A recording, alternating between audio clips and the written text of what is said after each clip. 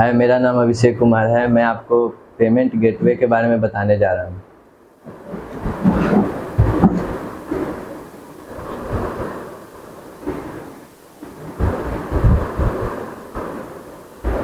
देखिए, payment gateway होता क्या है। पेमेंट गेटवे मतलब होता है, इसका गेटवे का मतलब होता है माध्यम। मतलब पेमेंट करने का जो भी माध्यम है, हम आजकल देख रहे हैं कि बहुत सारा ऐप्स है, गूगल पे, फ़ोन पे, पेटीएम, ये सब से क्या हो रहा है कि पेमेंट किया जाता है। या कभी हम मॉल में जाते हैं तो क्रेडिट कार्ड हो गया, ये सब डेबिट कार्ड, इससे क्या किया जाता है, पेमेंट किया जाता है। तो ये सब क्या है, पेमेंट गेटवे मतलब होता है पेमेंट करने का माध्यम। ठीक है।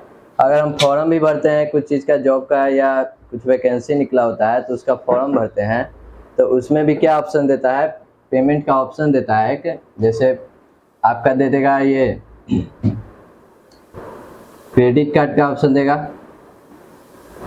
क्रेडिट कार्ड पहला, दूसरा में देगा डेबिट कार्ड का, तीसरा में देगा ये नेट बैंकिंग, चौथा में आपका देगा यूपीआई ऐप्स, या यूपीआई के द्वारा, यूपीआई आईडी होता है जिसके द्वारा हम पेमेंट करते हैं। ये गूगल पे, ये सब जो पेटीएम वगैरह चलाते हैं तो उसी का यूपीआई आईडी होता है। ठीक है। पांचवा में आपका ये चालान आता है। ठीक है, चालान आता है जिसके द्वारा हम क्या करते हैं, पेमेंट करते हैं। ठीक है। तो पेमेंट गेटवे का बहुत सारा माध्यम है। इसके माध्यम के बारे में जानेंगे कि पेमेंट गेटवे कितने तरीके से किया जाता है। तो ये आपके सामने है 5 तरीका, ये सब माध्यम है इसका। ठीक है। तो सबसे पहला क्रेडिट कार्ड है, इसके बारे में जानेंगे। क्रेडिट कार्ड आखिरकार होता क्या है, तो उसके लिए पहले आपको जानना होगा करेंट अकाउंट। एक होता है करेंट अकाउंट और एक होता है आपका सेविंग्स अकाउंट। सेविंग्स अकाउंट कहने का मतलब हो गया कि हम जो भी पैसा बचा कर रखते हैं, ये इसका मतलब होता है बचत खाता। इसका मतलब होता है बचत खाता। जो भी हम पैसा बचा कर रखते हैं, नॉर्मल आम लोगों के लिए ये क्या है, सेविंग्स अकाउंट ये होता है। और करेंट अकाउंट का मतलब होता है ये, करेंट अकाउंट का मतलब हो गया चालू खाता। ठीक है, चालू खाता। इसमें इसका यूज, करेंट अकाउंट कौन लोग यूज करते हैं, जो कुछ बिजनेस कर रहे हैं, ये सब कर रहे हैं, इसके लिए बिजनेस पर्पस के लिए इसका यूज किया जाता है करेंट अकाउंट का। ठीक है, ये इसका यूज किया जाता है बिजनेस वाले लोगों के लिए। ठीक है। इसमें क्या होता है करेंट अकाउंट में कि बिजनेस के लिए कुछ भी पैसा, मतलब उसमें ट्रांजैक्शन बहुत ज़्यादा होता है बिजनेस पर्पस के लिए। कभी भी मतलब ज़रूरत पड़ता है तो ट्रांजैक्शन, मतलब निकालना, जमा, ये सब होते रहता है। इसीलिए इसको बोलते हैं करेंट अकाउंट। ये चालू खाता है, इसीलिए चालू खाता इसको बोलते हैं। ठीक है। तो ये जान गए सेविंग्स अकाउंट और करेंट अकाउंट। करेंट अकाउंट ऐसे क्रेडिट कार्ड दोनों को मिलता है, सेविंग्स अकाउंट को भी और ये करेंट अकाउंट वाले को भी।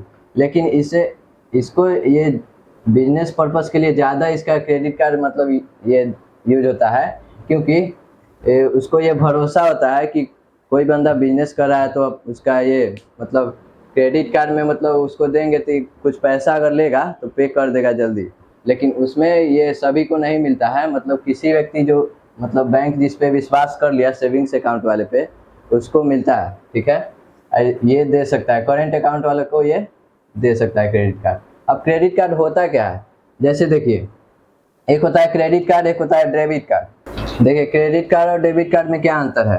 क्रेडिट कार्ड में होता है कि मान लीजिए कि अगर इसमें एक लिमिट दिया जाता है कि अगर ज़्यादा पैसा अगर अकाउंट में मतलब कुछ पैसा है, ठीक है, उससे अगर हमको ज़्यादा निकालना है तो बैंक आपको लिमिट देता है, क्रेडिट कार्ड देता है, उसके साथ उसका लिमिट फिक्स कर देता है। मान लीजिए कि ये इसका 50 के अगर फिक्स कर दिया, ठीक है, 50 के अगर इसका लिमिट फिक्स कर दिया, तो मान लीजिए कि हमारे अकाउंट में कितना 20,000 है। ठीक है, 20,000 रुपया है मेरे अकाउंट में।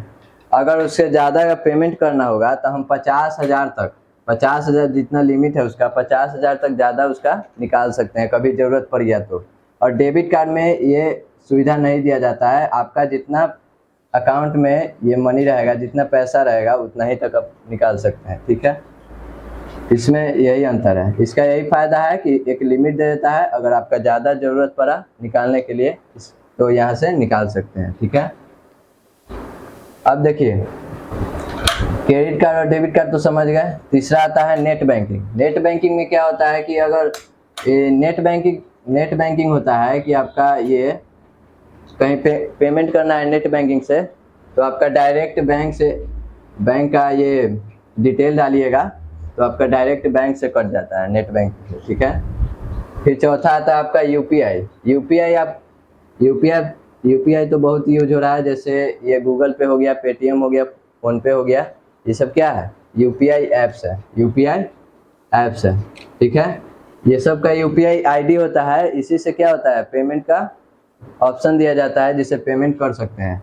जैसे गूगल पे से स्कैन करते हैं, कहीं भी अगर दुकान में जाइए तो अगर पैसा अगर नहीं ऑनलाइन है, ठीक है, गूगल पे में है, तो हम उसका स्कैनर मतलब मोबाइल से स्कैन करते हैं, उसको पेमेंट कर देते हैं। तो उसका जो स्कैन करते हैं उसके तो मोबाइल पे क्या आ जाता है, उसका यूपीआई आईडी आ जाता है और उसके यूपीआई पे पेमेंट हो जाता है। यूपीआई पे क्या हो जाता है, पेमेंट हो जाता है स्कैन करने के द्वारा, ठीक है। तो यूपीआई में क्या क्या है, ये सब आ जाता है, गूगल पे, फ़ोन पे, पेटीएम सब वगैरह सब ऐप्स आ जाता है, ठीक है। सिस्टम क्या होता है, ऑफलाइन का माध्यम है। जैसे हम कोई भी कॉलेज में रजिस्ट्रेशन करवाने जाते हैं तो आपका ये चलान देता है, ठीक है। तो उसमें फॉर्म होता है एक चलान वाला, ठीक है। तो इसको क्या करते हैं कि बैंक में जाकर उसको ये बैंक जमा ले लेता है और उसको ये रिसीविंग देता है और जिसको जाकर कॉलेज में जमा करना पड़ता है, ठीक है। तो जब कॉलेज में जमा करना पड़ता है तो बैंक वो पैसा रखकर कुछ दिनों बाद क्या करता है, कुछ इंटरेस्ट लेकर वह उसके ये बैंक के अकाउंट में वो चला जाता है, ये कॉलेज के पास चला जाता है। एक ही बार मतलब पूरा पैसा ई चालान जितना भी स्टूडेंट करता है, ठीक है, उसके अकाउंट में, कॉलेज के अकाउंट में पूरा चला जाता है। तो ई चालान का भी यूज है, मतलब उतना भी नहीं है लेकिन इसका यूज कुछ हद तक है, ठीक है। Thank you.